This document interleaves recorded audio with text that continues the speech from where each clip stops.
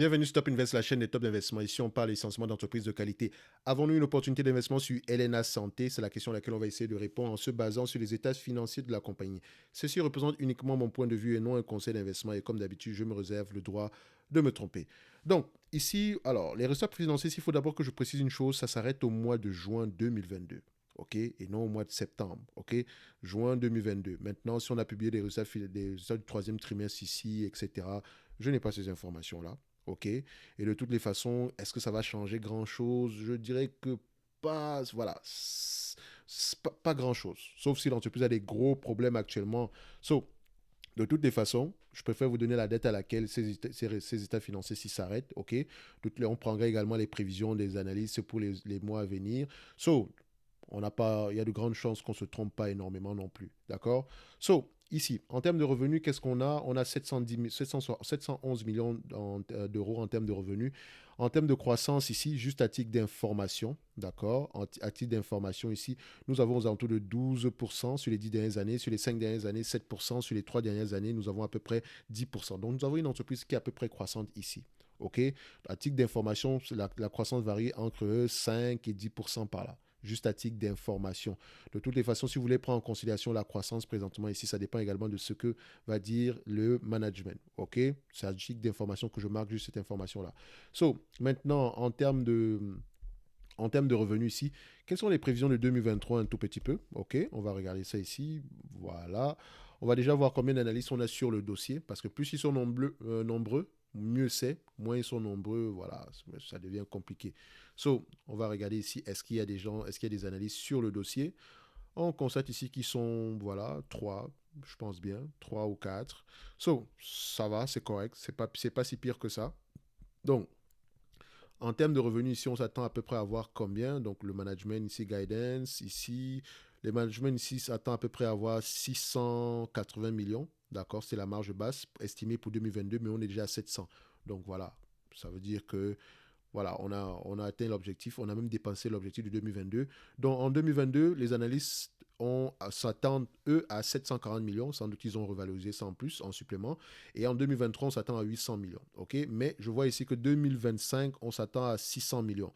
Qu'est-ce qui va se passer? Est-ce qu'on a des contrats ici ou des choses comme ça? C'est important d'aller voir ça. Donc, vu la nature de l'activité de l'entreprise ici, il faut toujours aller vérifier cela. Donc, je prendrai ici comme revenu, d'accord? Je prends les revenus ici de... Voilà. On va les prendre avec la croissance qu'on a ici. On va prendre 800 millions. OK? Vous pouvez prendre le 740 millions attendu ici. Je prendrai le 800 millions ici. OK? On va le mettre comme ça. Alors, donc ici, 800 millions. Voilà. Free cash flow. Déjà, on va voir ce que les analystes attendent eux. OK? Alors, où est-ce que tu te trouves? Donc ici, margin. Et là, qu'est-ce qu'on prend? Voilà. Free cash flow. OK. On compare les deux. Je ferme ça. En termes de marge ici, des net income, on s'attend à avoir à peu près du 3,85% ici. Free cash flow, on s'attend à avoir du 10% par là. Mais attention, je pense qu'il y a beaucoup, le free cash flow, il y a peut-être des erreurs de ce côté-là. De toute façon, les compagnies européennes, je prends toujours en majorité les net income. OK? Donc, j'aurais tendance à favoriser uniquement les net income ici. D'accord? Pour ne pas me retrouver avec des affaires de loyer, etc. Donc, net income directement en termes de marge. OK? Si les free cash flow sont plus élevés que les net income, ça ne sera que du bonus encore une fois. On prend ici les informations en question. Je prends la marge. Je mets la marge en moyenne ici. Je prends voilà, sur les 20 dernières années, nous avons des marges de 3%. D'accord? Sur les 20 dernières années en moyenne, on a eu des plus hauts ici à 4,97% ici. Donc, sur les, sur les 20 dernières années, voilà, sur les 10 dernières années, nous avons ici 3% également. Sur les 5 dernières années, nous avons à peu près 3,64%. OK? Et sur les 3 dernières années, nous sommes à 3% également. Donc, n'oubliez pas que la pandémie étant également passée par là, d'accord? Donc, je pense que cette période-ci a été difficile pour tout le monde. Donc, je pense qu'on essaie de revenir à des niveaux à peu près qu'on a connus en 2019, donc soit le 4% ici. Donc, ici, les analystes, voilà, le 4% paye qu'on peut, voilà, on va sans doute le rattraper ce 4%-là. C'est possible qu'on reparte au niveau de 4%. Mais encore, s'il y a une pression à la baisse au niveau des marges, etc., des bénéfices nets, peut-être qu'ici, dû à l'inflation, il y aura des charges supplémentaires. Donc, il faut faire attention ici. Qu'est-ce que je dois prendre? Qu'est-ce que je vais prendre ici? Parce que je n'ai pas envie de prendre du 4% alors qu'on n'aura pas 4%. Alors, voilà, c'est un gros dilemme ici. D'accord? Parce que je constate que les marges ont augmenté à ce niveau-ci. Et entre 2016 et 2019, 3 ans, on avait des marges stables. Si la pandémie n'était pas là, on aurait peut-être gardé le même niveau de marge parce qu'on s'en va vers ce niveau de marge-là encore aujourd'hui. Donc, je prendrai le 4% ici. OK? Je vous ai expliqué pourquoi. OK? 4%. Maintenant, nombre d'actions. Est-ce que le nombre d'actions augmente ou diminue? D'accord? Alors, en termes de nombre d'actions ici, nous avons 10 millions, 10 millions, 10 millions 300 000 ici. Donc, on met ici 10,31. PER moyen, le marché paye combien pour ce genre de compagnie en général? Price to earning ici, sur les 12 derniers mois ici. Je prends ici la médiane. Non, c'est la médiane que je cherche. Voilà, la médiane. Voilà. Non, juste pour préciser une chose, vous constatez que quand les net income diminuent, le PER a tendance à augmenter drastiquement. Donc, il faut toujours les mettre côte à côte pour voir à peu près où est-ce qu'on s'en va. Si on a ce niveau-ci de PER élevé, alors qu'on a des marges, des revenus très élevés ici, donc on va sans doute se dire que, oh, je pense que la période actuelle, l'entreprise est surévaluée. Mais ce n'est pas parce qu'on voit des PER ici de 64 fois les bénéfices qu'on va se dire que c'est surévalué forcément. Non, il faut regarder en réalité si elle rapporte à peu près ce qu'elle a l'habitude de rapporter. Ici, on voit que c'est clairement pas le cas, donc il faut ajuster en conséquence. OK? So, en termes de PER, ici, le marché paie en moyenne combien pour cette compagnie-ci? Alors, ici, on paye en moyenne 21 fois les bénéfices. OK? 21, 22 fois les bénéfices. Sur les 10 dernières années, on paye voilà, 21 fois les bénéfices, 21,5. Sur les 5 dernières années, 21,6. Donc voilà. Je prends ici 15, 17, 22. On va le mettre comme ça. 15, 17, 22 pour LNA Santé. LNA. Voilà. Après, si vous aimez la précision, je vais prendre 15, 17 et 21. Voilà. Pour faire simple. 15, 17 et 21. Ou bien 17, 20 ici. Je prends ça. Voilà. Je prends 17. D'accord. 20. D'accord. Et 21. On va le faire comme ça. Voilà, qu'est-ce qui nous manque encore ici comme information? Le PER, j'ai déjà mis ça ici, donc je sais pas, je vais pas le changer, je vais le laisser comme ça vide. La dette nette ici, qu'est-ce qu'on observe au niveau de la dette nette? Attention, au niveau de la dette nette, vérifiez bien qu'on a pris en considération, ça ne prend pas en considération les loyers, ce que je n'ai pas fait. Donc ça peut avoir un impact positif au niveau de l'évaluation. Si on enlève les loyers ici, peut-être qu'on a une dette nette moins élevée. Donc 831 millions. Je vais regarder ici sur Finbox, qu'est-ce que Finbox prend? LNA Santé, 800 millions, donc on a à peu près ça ici, 831 millions ici. Donc je mettrai le 831 millions ici. OK, 831. OK. Qualité de dividende, on va y revenir. Donc ça déjà, je ferme ces deux éléments-ci. OK. Un de ça. Tac, tac, tac. Voilà. Donc, 800 millions ici. D'accord. 4% de ce montant-là, c'est combien? 800 millions fois 0,04%. Ça donne ici 32 millions. 32 millions ici que je vais rentrer à ce niveau. 3, 2. D'accord. Ici, 3, 2. OK. Et là, 3, 2. Vous constatez quoi? À 32 millions ici, 4% de 800 millions, ça fait 32 millions ici. 32 millions fois 21 fois les bénéfices, là, ça fait 672. Moins la dette nette, on se retrouve à quelque chose aux alentours de combien? Zéro. Donc l'entreprise appartient à qui? À ses créanciers. Donc, généralement, quand ce genre d'informations-là, quand ce genre de choses arrive, je vérifie d'abord si j'ai pris la bonne dette, d'accord, le bon niveau d'endettement. Donc, je vais aller directement ici à LNA Santé. Je vais mettre ici quoi? Investisseur. On va aller chercher la dette nette ici. Enfin, je vais prendre la dette nette comme au second semestre ici. D'accord? Juste pour aller vérifier si j'ai le bon niveau de dette nette. Parce que je ne suis pas convaincu que la dette nette ici, on peut avoir quelque chose de moins élevé que ça. Donc, OK pour moi. Prochain communiqué, fiche d'action, document d'enregistrement universel. Je cherche l'information ici au premier semestre. Donc, investisseur. D'accord? On va mettre ça ici.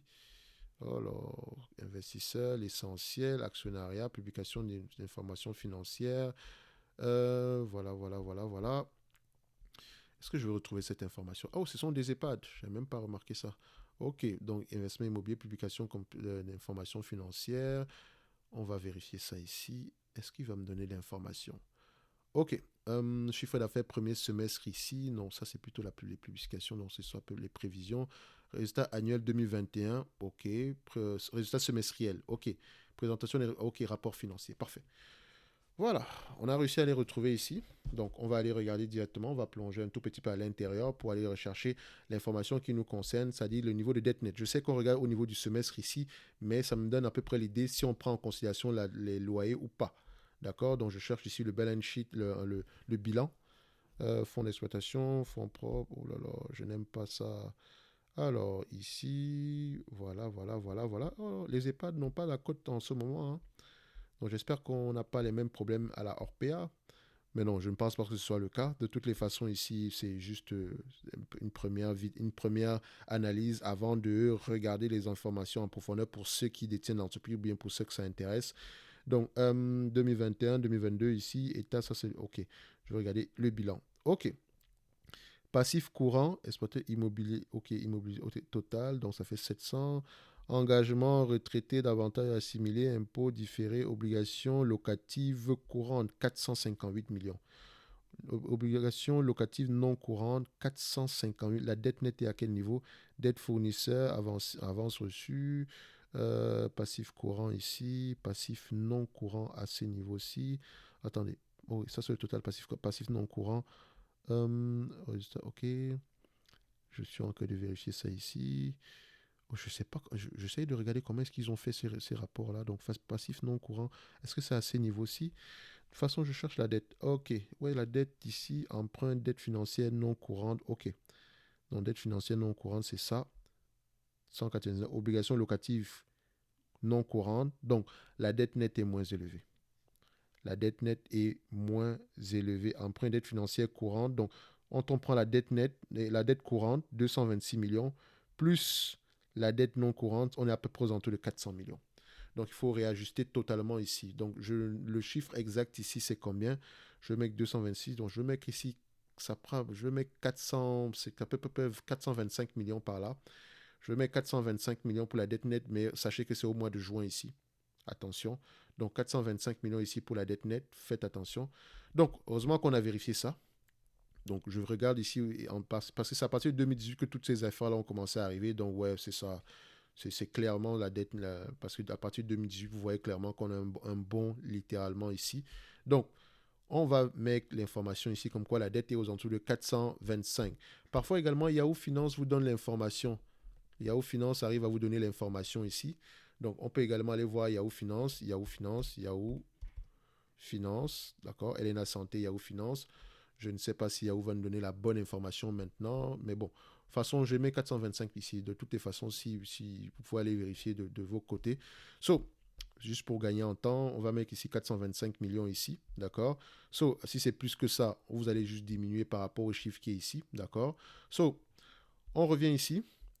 Je prends 21 fois les bénéfices, d'accord? 672 millions, 672, moins 425, moins 425, ok? Divisé par le nombre d'actions, à peu près à 10,5, même si je pense que c'est 10,3 ici, ça fait à peu près 23 euros l'action. Actuellement, on cote à combien sur cette compagnie ici, LNA Santé? 25 euros. Ouais, c'est bon. Donc ici, on se dira que l'entreprise est correctement évaluée au prix actuel. Que maintenant, tout ce qui concerne la croissance future ici va être déterminée ici par je pense bien, par les, comment on appelle ça? Par voilà, par enfin, que la croissance future, l'opportunité ici va être déterminée par la croissance future, ainsi que le maintien des marges. Donc on peut se dire ici que c'est pas mal, le prix actuel n'est pas mal. Et encore, on a enlevé la dette. Parce que si cette compagnie-ci se négocie à 10 fois les bénéfices, admettons, uniquement 10 fois les bénéfices nets ici, c'est 32, divisé par le nombre d'actions ici. Le nombre d'actions ici, aux alentours de 10,5. On avait combien ici en termes de nombre d'actions? 10,31. Donc, on va mettre nombre d'actions actuelles, 10,31. Ça donne ici combien? 31 millions, enfin, 31 euros l'action. OK? So, on se dira que nous avons peut-être quelque chose à jouer sur cette compagnie-ci. Donc, c'est à creuser un tout petit peu. OK? Je pense qu'elle a dû souffrir ici, notamment parce que les EHPAD ont mauvaise presse ou bien les centres de santé ont mauvaise presse présentement. OK. Mais je pense qu'elle est parfaitement gérable ici. Maintenant, elle paye un dividende, d'accord? Ici, le dividende ici, est-ce qu'il est, il est safe littéralement parce que c'est clairement une entreprise qui s'échange à moins de 10 fois les bénéfices ici. Et 10 fois les bénéfices, déjà, ça fait un rendement de 10%. D'accord? Donc ici, on constate que voilà, il est assez, le dividende, il est assez safe ici. So, on se dira qu'il y a peut-être quelque chose d'intéressant à jouer à ces niveaux-ci. Et ça va dépendre énormément de la croissance. OK? Ça va dépendre énormément de la croissance future.